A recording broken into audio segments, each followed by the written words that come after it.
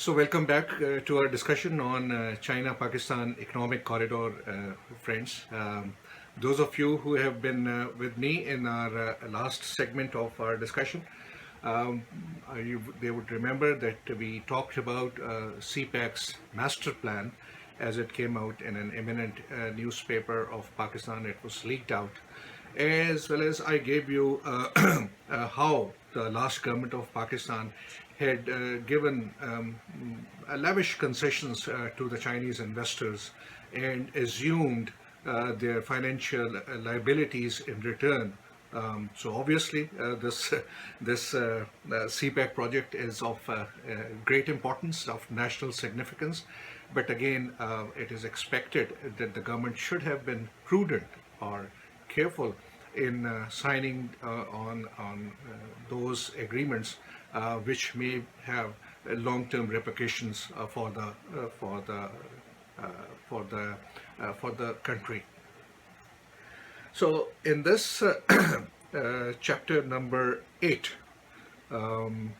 I would like to give you an overview of the disadvantages this CPEC agreement brings to Pakistan, as well as I'll give you an outline of our free trade agreement, Sino-Pakistan Free Trade Agreement, which Pakistan had signed with China in year 2006, 2007, and what are the disadvantages it brings to our local businesses and our entrepreneurs.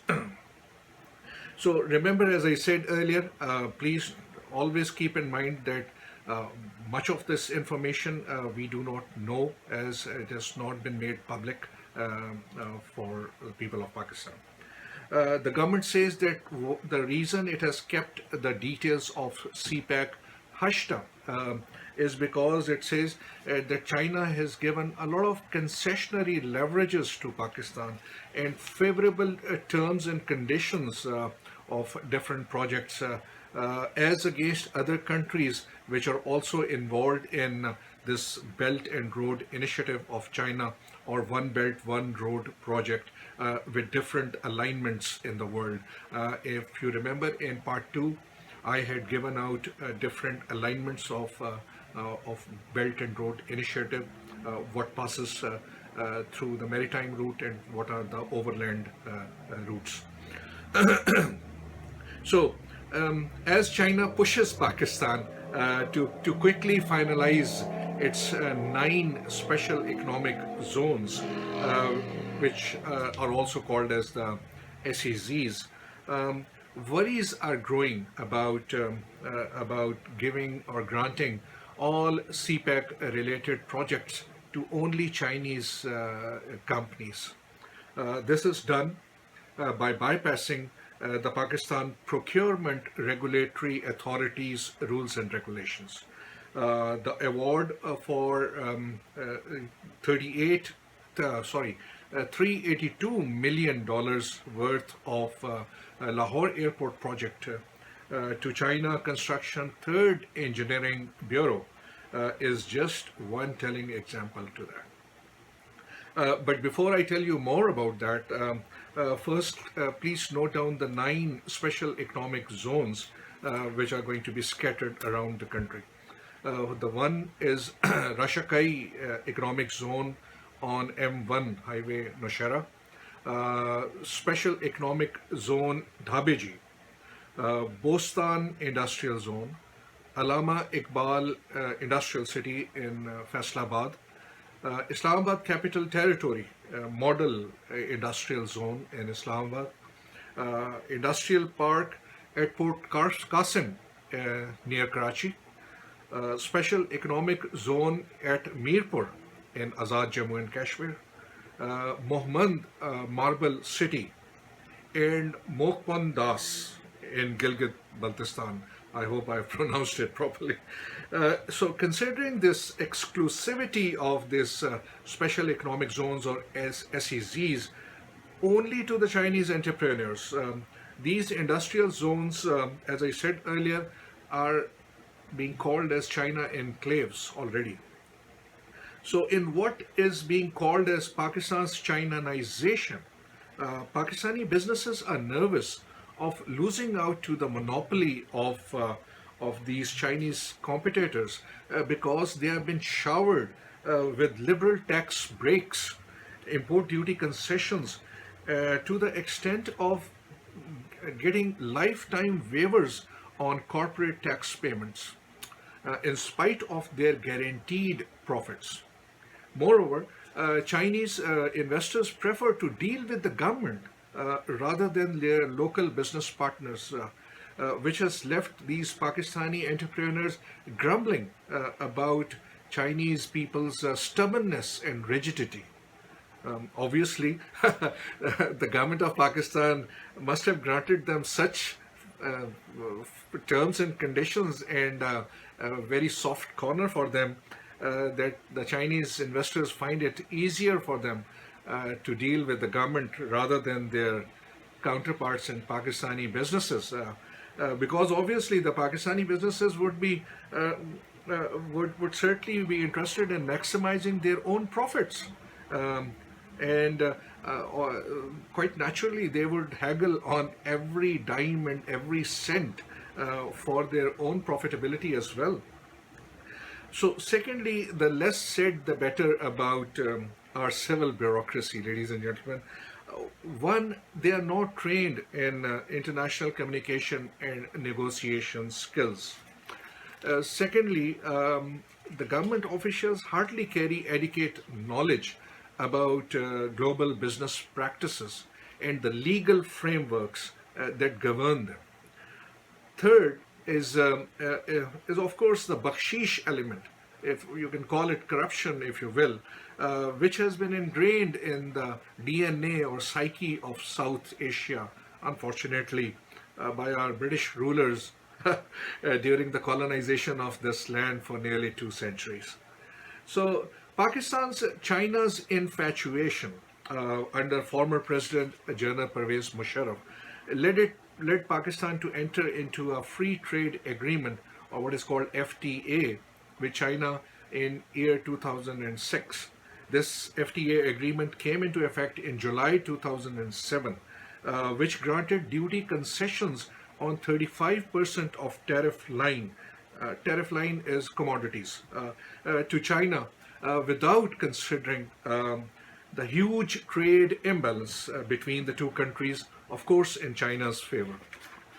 As a result, you had seen that Chinese goods had flooded in Pakistani's markets in every nook and corner, rendering local manufacturers unable to compete against the Chinese products. In the last fiscal year, which was 2017-2018, Pakistan's exports to China were mere 1.5 billion US dollars as against 14 billion dollars of imports from China. So imagine the huge difference. So China has also turned out to be a demanding partner for Pakistan in this agreement. Beijing has been lately insisting on using renminbi or RMB. Renminbi is, ladies and gentlemen, is China's official currency.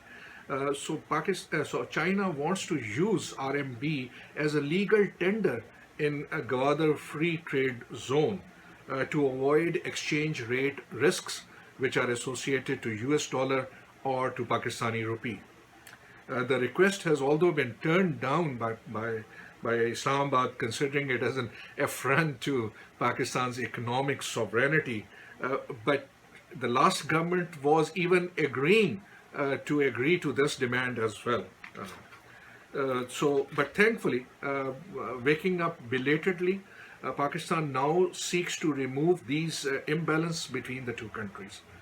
There had been a second round of talks on 9th September 2017, in which Pakistan put forward its reservations on tariff and tax disparities between the two countries. And in April 2018, this year, Pakistan delayed agreeing to the Chinese FTA demands under domestic pressure from the business industry. So, however, resisting Chinese pressure is beyond Pakistan's capability or capacity.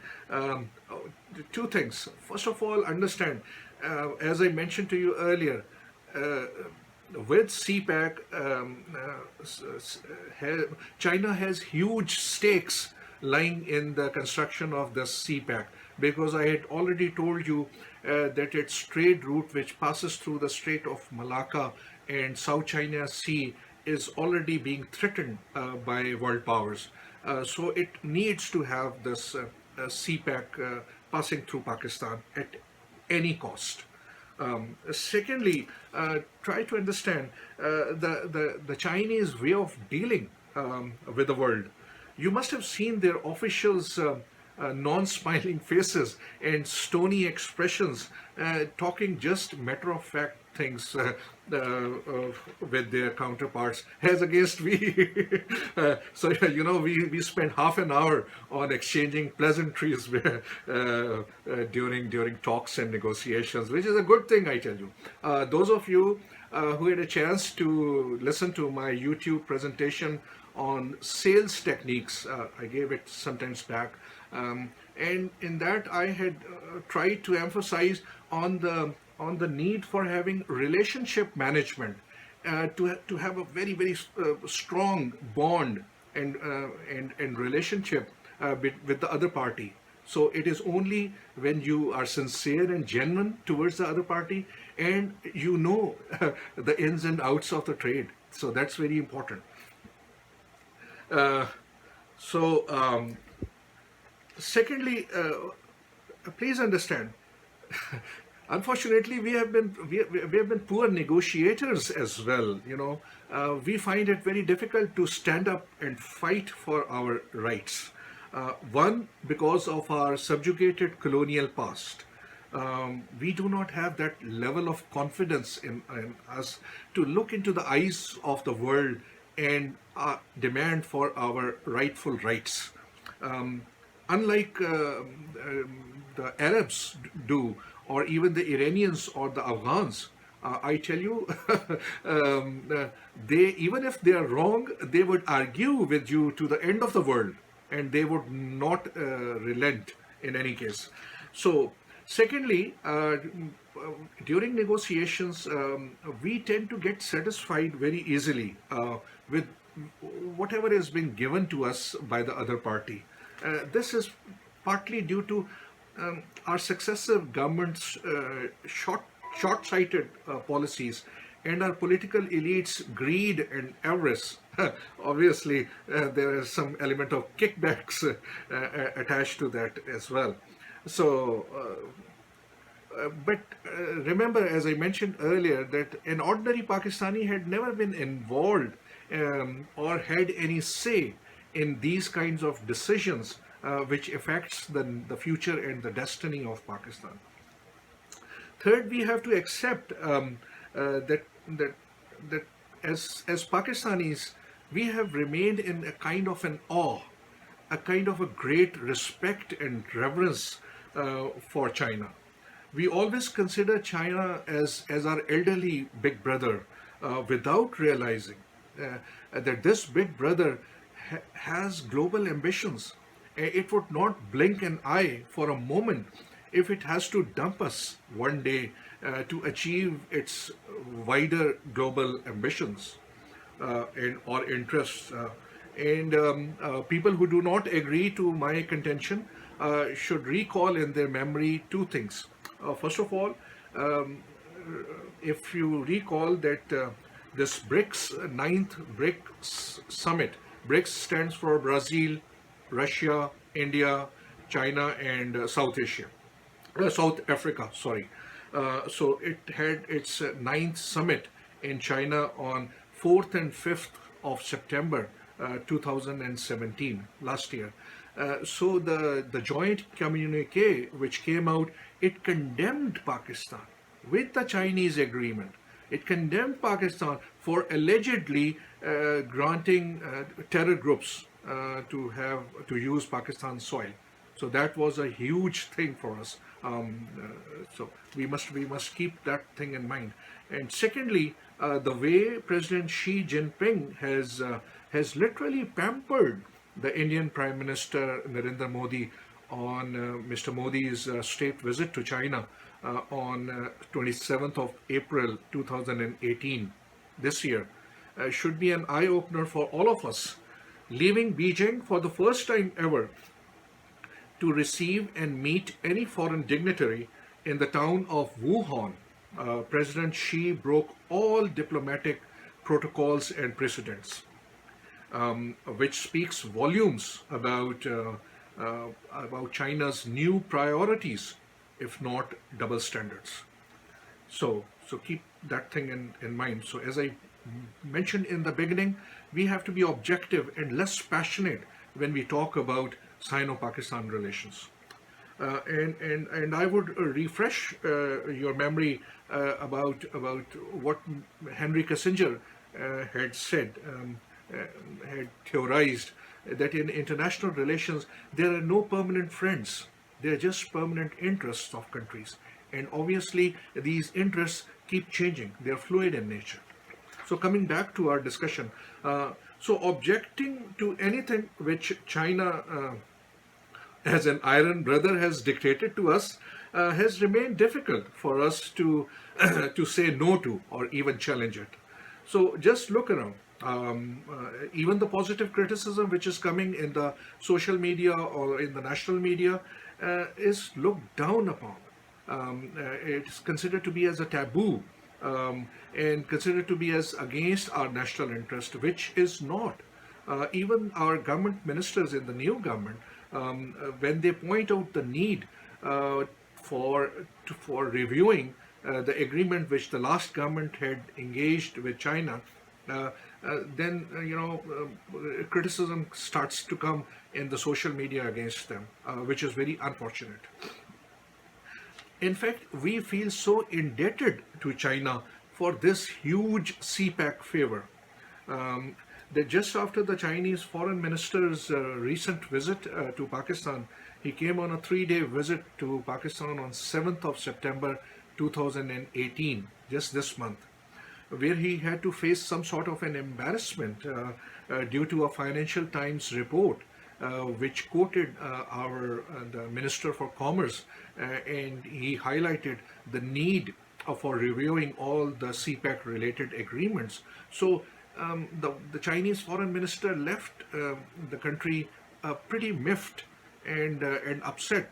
So that constrained our army chief to rush back to Beijing within a few days, and he went to went to China on 16th of September 2018 just to reduce the tensions and mend fences for this kind of a misunderstanding or something.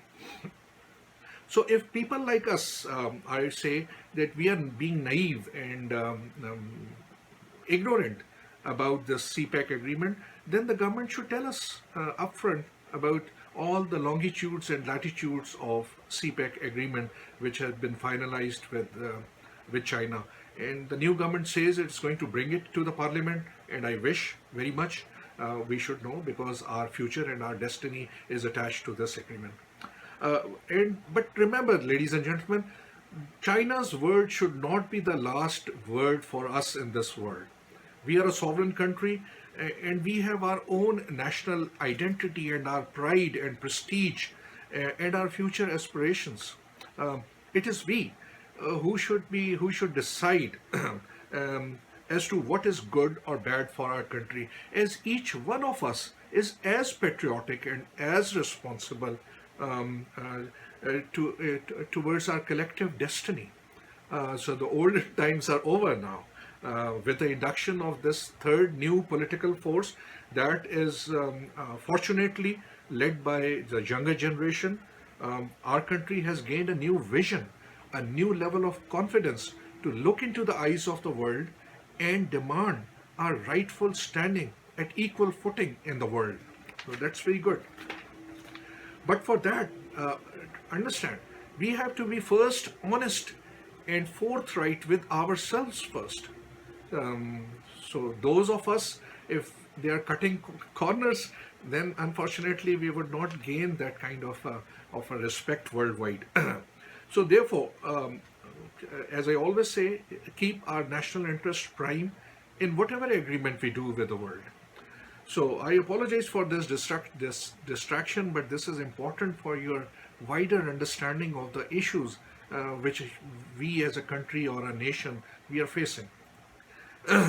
So as I said earlier, under the first phase of the free trade agreement with China, Pakistan gave duty concessions on 35% of tariff line, which led to a huge influx of Chinese goods in Pakistani markets, and many of the local industries they could not survive. Uh, tariff barriers. Try to understand. It's a little complex things, but they are all related to tax duties, which needs to be paid at the time of any import or export of a product or a transaction. So tariff barriers and non-tariff barriers are again very commonly used terms in commerce and business trade. Uh, all it implies, it means about imposing heavy duties or other restrictions so as to restrict the import of certain commodities or products in your own country just to safeguard the domestic industry. The example of non-tariff barriers could be licenses, quotas, embargoes, standardization requirements, administrative and bureaucratic delays, and maybe foreign exchange restrictions, just to name a few. So because of this tax and tariff concessions which come under the free trade agreement with China, quite a few of Pakistani industries suffered heavy losses to the extent that some of them had to close down their businesses completely. The examples are rubber industry, the plastic industry, and even the shoe industry, just to name a few. So now everywhere you go, you would find cheap quality and inexpensive Chinese products at dirt cheap prices available all over Pakistan. That is another thing that most of the Chinese products, especially which are being sold in poor countries of the world, like African countries, they are made of poor quality and last for a very limited period of time. And those of you who had a chance to, or may have a chance to listen to my talk, which I gave on YouTube about sales techniques, I had told you guys that these days the manufacturers are making fragile and poor quality products by design, intentionally, deliberately, as they intentionally they want the product to break down or malfunction after its warranty period is over. The idea, ladies and gentlemen, is to force you people as a consumer or a customer to throw away that product instead of going for its expensive repair and buy a new product instead. The same thing, software upgrades are coming up and so forth. So listen to that, it might be useful to you. So under the second phase of free trade agreement, China quite naturally had been seeking or demanding further concessions, which the Pakistani industry was not willing to grant, fearing that Pakistan would become a dumping ground for Chinese goods and products. It's already quite a few are there, but again, we have to restrict that. Now, a word about this disadvantages which this FTA brings to us. China's FTA brings quite a few disadvantages, which I have mentioned, to our local businesses and domestic industry. If we compare Pakistan's free trade agreement to that which China has with India, there's a marked difference between the two. In a recently held nationwide conference by the Federation of Pakistan's Chamber of Commerce and Industry, it has been highlighted that Pakistani entrepreneurs have been struggling and finding it a hard time to make their presence felt in China because their competitors, Chinese exporters, they enjoy a zero tax rate, which leaves Pakistani products quite uncompetitive. Please note it down. Pakistan is ranked 16th when it comes to exports from China. 16th when it comes to exports from China, but it stands 61st, almost the reverse, when it stands from imports to China, which means that China is exporting more to Pakistan, but importing Pakistani products less and less in number, despite having this free trade agreement between the two countries, which is contributing to Pakistan's huge trade deficit. Remember, I had already told you about this trade deficit. It's the difference between a country's imports and exports. And please differentiate this trade deficit with that of a budget deficit. It's also very commonly used, but budget deficit is basically the difference between a government's inflows, cash inflows or income to those of its expenditures or expenses. So in other words, China is exporting goods and commodities to Pakistan worth 18 billion US dollars every year, while importing a meager 2 billion US dollars worth of products from Pakistan. Huge difference. That is why Pakistani business community has great reservations with regards to this FTA, which we had signed, and there is a call for its review.